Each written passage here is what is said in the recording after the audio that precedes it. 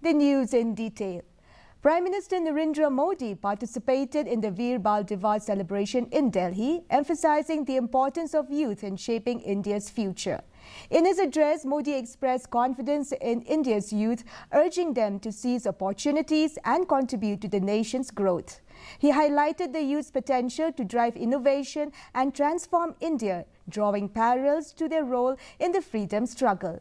Modi also announced the launch of the Suprachit Gram Panchayat Abhiyan and stressed the need for young leaders to shape India's political future, starting with the Develop Bharat Young Leaders Dialogue in 2024.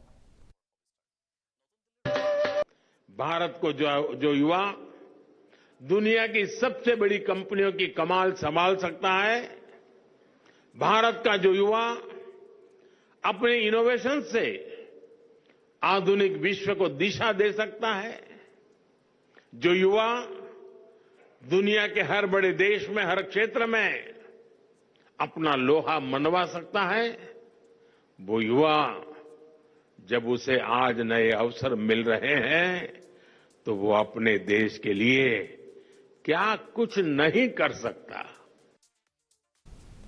President Draupadi Murmu will confer the